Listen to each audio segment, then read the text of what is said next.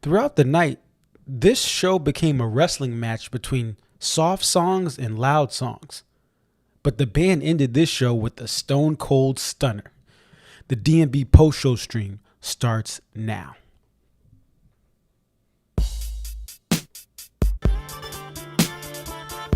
It's your boy Concert Viz 34 back at home. What up, what up? It's your boy Concert Viz 34.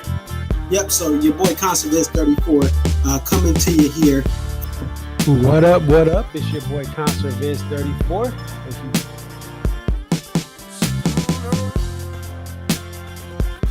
Aria. Okay, so this is Aria. And just tell us a little bit about yourself and about your love for the Dave Matthews Band. I've been a fan of the band since April 28, 1998. And if you recognize the date, that's when Before These Crowded Streets was released. Alpine is definitely a better venue than Summerfest, but we'll take it. I think I've been going to shows for about 20-something years. I always tell people, like, compare DMB to now to when I first started. And I got started, in my opinion, I feel like I got started late. Like, I was at the very end of the band's prime. I feel like that 03 to 06 was like the end of the prime. 07, 08 was like, you know, we're at the very end. And then when Roy passed. But Dave really, this is the thing. Dave has put, where Sean has been assigned the quarterback of this team. He is the coach, the play caller. He designs the jams. Dave just shows up and plays whatever he's going to play.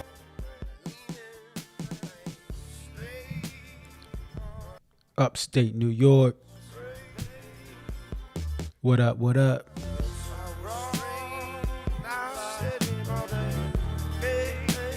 Colony, New York, stand up. Albany, what up? Shout out Latham. Glens Falls, what up?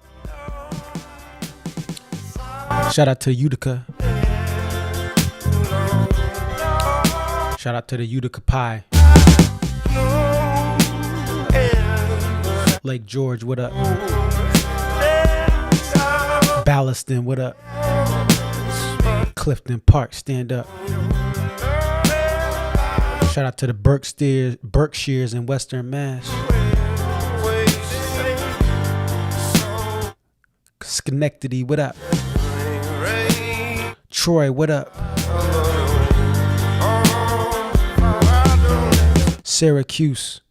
UConn has more championships than you in basketball. Buffalo, what up?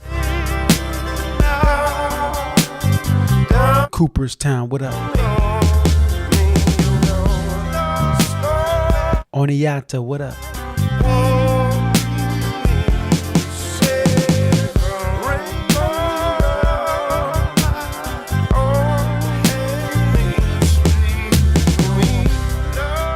Shout out to the whole Hudson River Valley.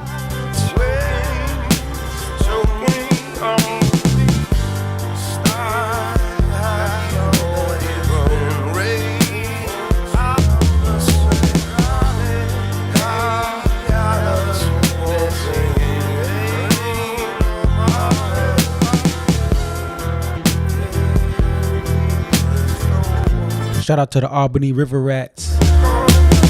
Classic AHL team from back in the day. If you know, you know. Shout out to the Binghamton Rangers. Now the Wolfpack in Hartford.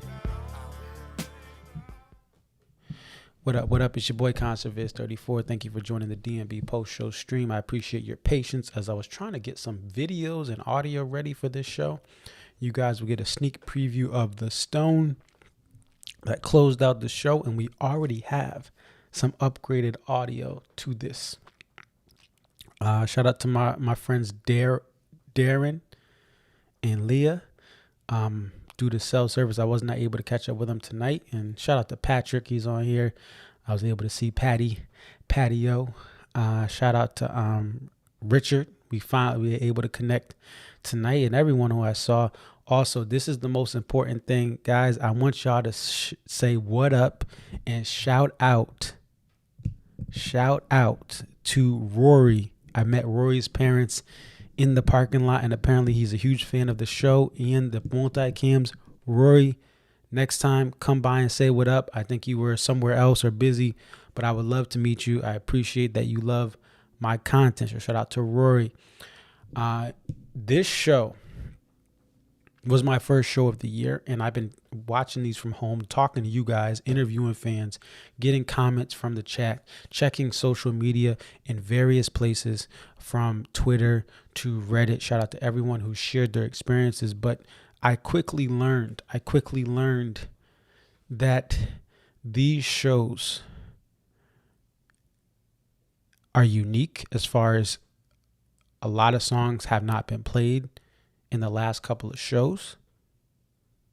And with that uniqueness comes some confusion of, okay, what are they doing? Where are they going? But when I look back at this show, when I reflect on it from the bigger picture, right? I realize how powerful these shows are. SPAC Night 1 2023 will forever be a show that just is going. It's my favorite show ever that I've seen. And in the context of that is I did not see this band live. I've been a fan for 20 years, but I only saw them live from 2012 to present, right? Perhaps if there were some older shows in my repertoire, maybe those would rank higher. But SPAC Night 1 2023, the show flow, the songs, the no garbage songs, no bathroom songs, of my personal opinion, existed for that show. This show is not going to be my favorite show of all time, but this is the most excited I have ever been, again, in the era that I have seen DMB, to go to shows. And the reason is because you just don't know what they're going to do. You can have an idea, but you have no idea what they're going to do in this run of songs that they have. They played Pay for What You Get 9 songs into this set. They played Cornbread in the 6th spot, and I was confused. Lover Lay Down in the 3 spot. I was like, what's going on? Now, they have played in the past Lover Lay Down in spots that are earlier in the show. I believe at SPAC, let me see if I can go all time. I was at the last Lover Lay Down that they had. Let me go to the venue history. Right. Let's see if we can look up Lover Lay Down. I believe that sometimes they do play it earlier, but I can't remember it being that early. So let's go to Lover Lay Down here.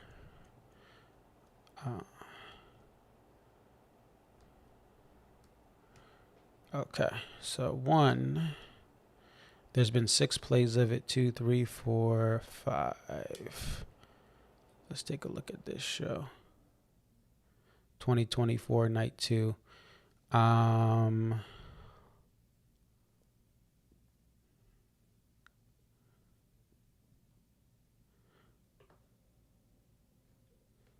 Was it this one?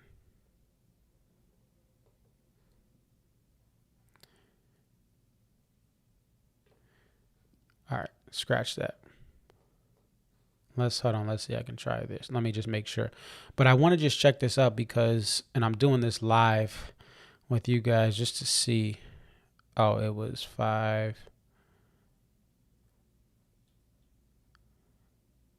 20. It's saying 7/6. Did I miss it?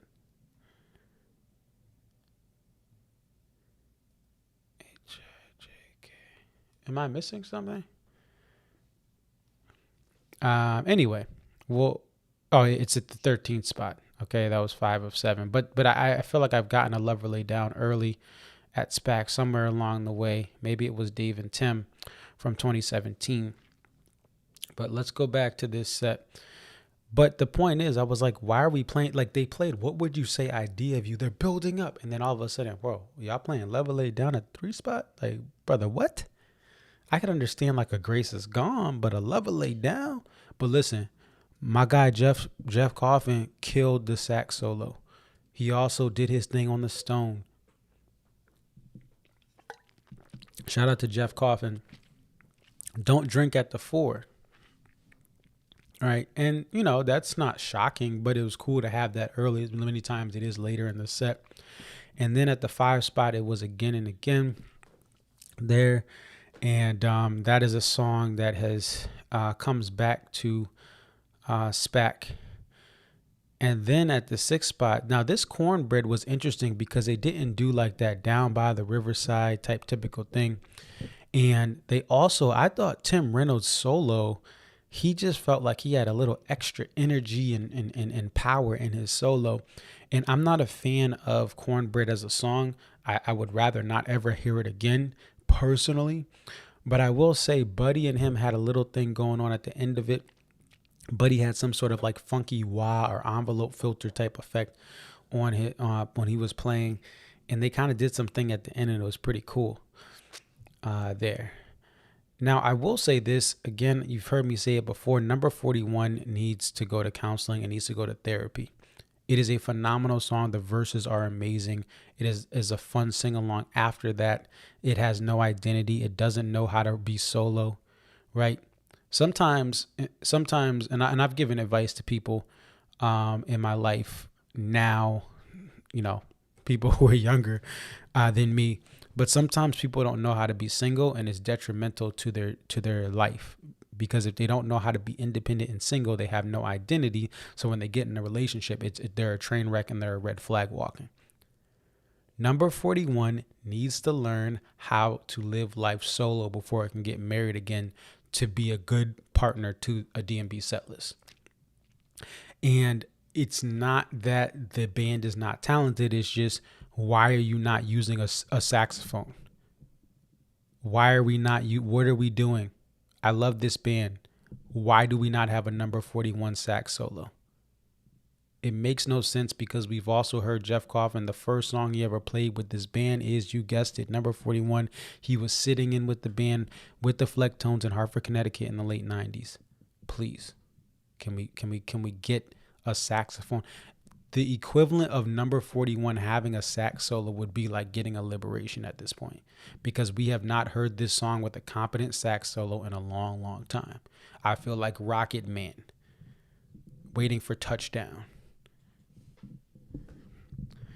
Anyway, sorry. I'm just, that's the one piece, like, that's the no-brainer, right? It's not like you're waiting, like, you know, obviously people, I want a violin back. Like, we have a saxophone player, and they're not playing on number 41. Free Jeff Coffin. Free my guy Jeff Coffin for number 41. Walk Around the Moon, cool. You know, it is what it is. It's not Madman. It's cool. Pay for, again, I talked about the Pay for What You Get. It goes right into not right into, but you have Tripping Billies after that. And Tripping Billies, always a good song. I felt like the Pay for What You Get Tripping Billies was a reset for the show flow. And then they play Stolen Away, which is a beautiful song, by the way. They play Stolen Away, and then the momentum kind of continues because they play Funny the Way It Is after that, and it builds up on it. And then we get to Cry Freedom. I'll say this, and this is just a general thing that I've noticed. People, since the pandemic, don't know how to behave with talking.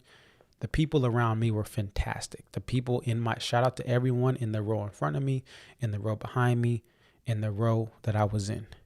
But some of the surrounding sections were talking during Cry Freedom. This is Saratoga Springs, New York. I'm getting similar reports out of Chicago. I'm getting some reports out of Deer Creek. What are we doing at these major venues? And I think the issue is this. Issue is some of it are diehard fans. There are diehard fans that just love to yap.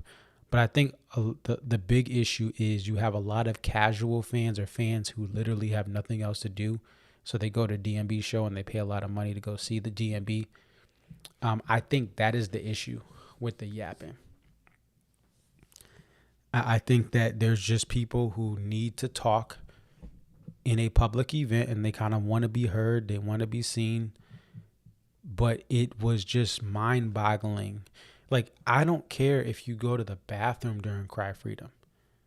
The person in my row went to the bathroom during Shotgun and they seemed to have a good grasp of the catalog, and maybe it was not for them. They're just not a fan of it. But you know what they did? They went to the bathroom. They were quiet when they got back. They were quiet before they left for the Shotgun, like, 30 seconds to a minute into it. We need more people. American concerts would be better if people just left quietly to go to the bathroom, like my seat neighbor today. If that's not your song, that's fine. But that doesn't mean you need to talk. Anyway, that was my first ever Cry Freedom, and people were yapping. I've heard similar reports again from fans who it was their first performance of a song they've ever heard, and people were yapping. Let's see, the next thing here, we get into a run of 2 back-to-back songs that I really love, Recently and Shotgun. Let's start with Recently. This is a perfect example of why not playing Jimmy Thing and playing another song that has some sort of jam, whether it's pre-formulated or there's a little improv, this is why you should do this. Because you know what you saw here? The purpose of Jimmy Thing is to highlight the saxophone and trumpet player and the rest of the band. Everyone gets a little bit of time to pop off their stuff. They get to style on y'all homies, right? And guess what? Recently properly showcased the talents of this band, and it actually was a good song not only just a good song, a good jam. Because Jimmy Thing is not a bad song. It's just, it should not be jammed out. It's so predictable. You're going to have the same things. Oh, so he's playing this, and then it goes over here, and he plays the same exact thing. Recently is just a better bop to have a instrument rap cipher, because that's really what it is. I talked about Typical. I'm talking about Recently now. There's some other songs that you get so much better. I love Jimmy Thing not being played, because it does not, it is not as entertaining as Typical, as Recently, as other songs where the band can show off for us and show the extent and length of their talent. And then you have Shotgun. It's my second ever Shotgun. I will say this though. I will say this about Shotgun. I absolutely love it. It was great tonight. But Shotgun is like dating someone long distance. When you can rarely see them, when you don't have as much time, you can't see them every day in the physical flesh because it's long distance. You don't get to see the issues they may have. They may be dirty, right? You thought this woman was the best woman of all time. She dirty. Her room is dirty. I was an RA. I know how dirty people can be, men and women. Dirty. When I went into some rooms, I almost threw up. And I was like, oh, they're such nice people. Dirty. So Shotgun should continue to be played. I don't want it to disappear. But I think on my second listen of Shotgun, I had a great, in the moment, I'm like having so much fun. I thought any other day Shotgun would be the highlight of the show. But the encore closer ended up being the highlight of the show. So this is a phenomenal song. But if Shotgun is played, I used to say, play Shotgun every show. I think Shotgun, now that it's my second time hearing it, it's still amazing. I'm glad they played it.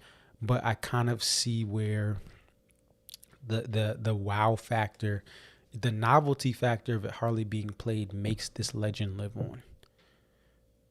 And some of that is just because Dave decided to never finish it. Why he decided to finish Can't Stop, which is a song I never need to hear again, but never finish Shotgun, the world may never know. But these are the intricate complexities of Mr. Dave Matthews, who's an incredibly talented musician. But he never finished Shotgun. The lyrics have always kind of been stuck at the same spot. Fool in the Rain. You know what's crazy about this show? We have one cover. It's Fool in the Rain. I did not have the feeling of a show where it's like, oh, what in the Zac Brown band are you doing? And so sometimes when Watchtower, and listen, 99% of the crowd loves Watchtower. I'm just not a fan of this current version. But Fool in the Rain kind of just felt like a fun time for me. And that's not always the case. And it's, to me, it's one of the better covers. But it didn't impede the show. And maybe when you come off a Shotgun to Fool in the Rain doesn't hit that. Speaking of crowd pops, I always ask people this. Fool in the Rain kind of had the loudest crowd like reaction, like, oh, it's Fool in the Rain. But You and Me, which was written on Saratoga Lake, according to Dave Matthews. He came out to imagine Dave Matthews going to a venue where fans love deep cuts, where people travel from across the country and the world, literally the world. I've known international fans who specifically come out to SPAC. But imagine that being the mecca for fans who want deep cuts and like these crazy shows. And he writes the last major Grammy-nominated hit song of the band. Like, this is the last major, like, this thing hit radio charts in a way that nothing in the last couple albums hit. But it's written in Saratoga Lake. Like, yeah.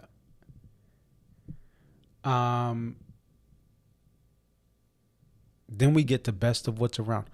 They nailed the set closer and the encore closer tonight. And I know that was last week. They had a Boa encore closer, the second ever. No, the first encore closer of Boa, but the second ever show to end on Boa.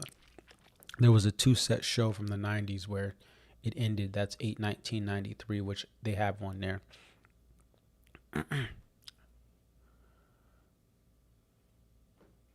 And the almanac says first known time because I went over check out last Friday's post show stream, because I was trying to check to see. There's some shows where we don't know the full set, and there's speculation that another show ended with Boa. A set ended with Boa. Second set ended with Boa. Let's talk about Sister in this encore. Guys, Mr. Dave Matthews was determined. He was determined. Absolutely determined to end this, to start this E1 playing Sister. It could be sentimental to his sister that's still living and to his sister who has passed away, or maybe his sister who's just living because they've been through a lot losing their sister to gun violence. I believe the only thing that's conceivable is that, so Dave's guitar pack on his raised B acoustic tuned guitar goes out. It was put out for the encore, and he picks it up in the guitar, the little power pack to get the signal to the cabinet and then to go into the PA system. That thing failed. So Dave tells Craig, hey man, this thing's not working.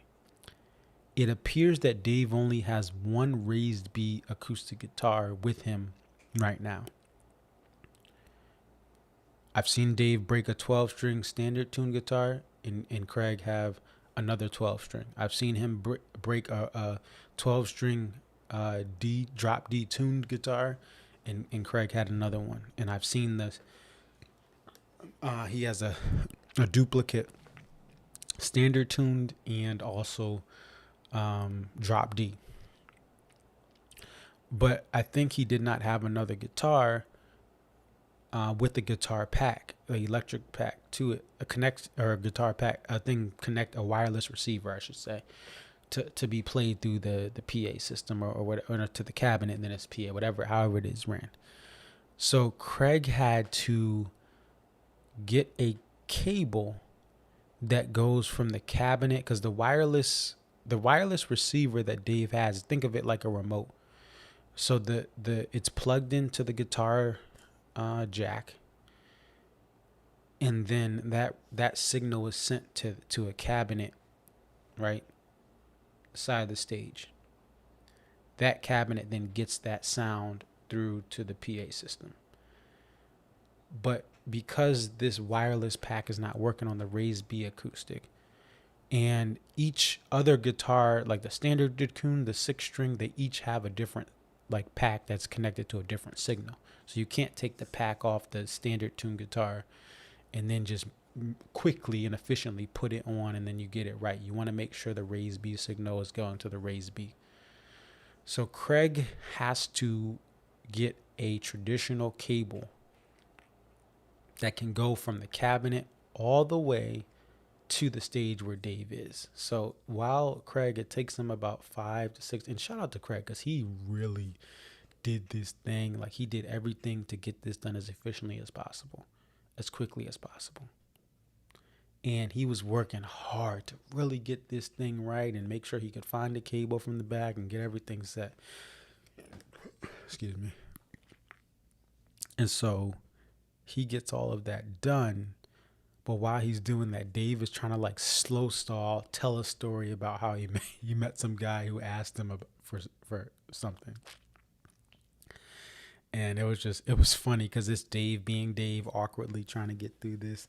And then finally, Craig gets it. And again, Craig did this in record time. He would take any other guitar tech much longer to get this thing right.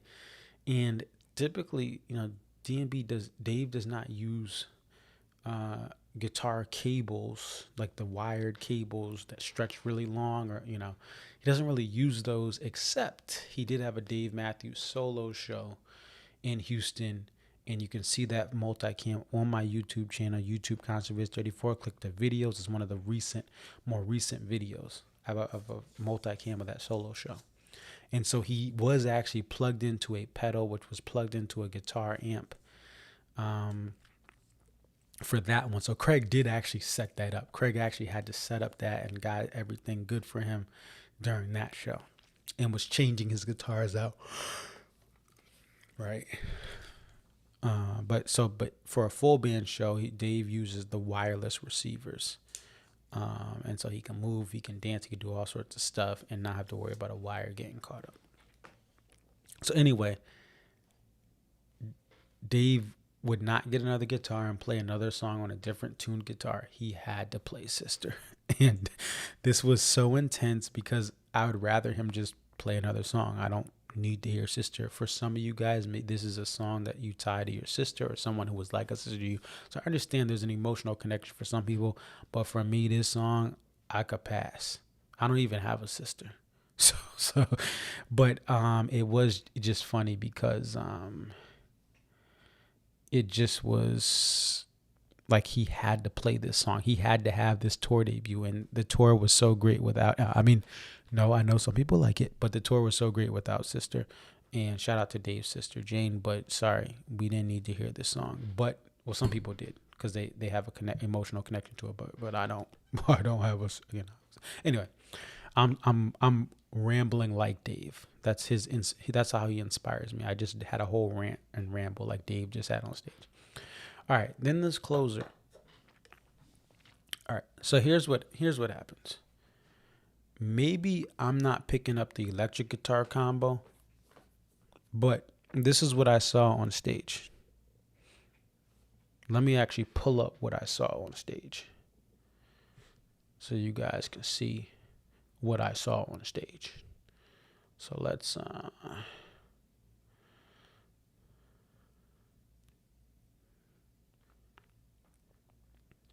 because I thought Crash Into Me was going to get that was my guess. I didn't think The Stone was going to get played because it was played the night before, and this band the previous show, and the band has not been repeating many songs from the previous show.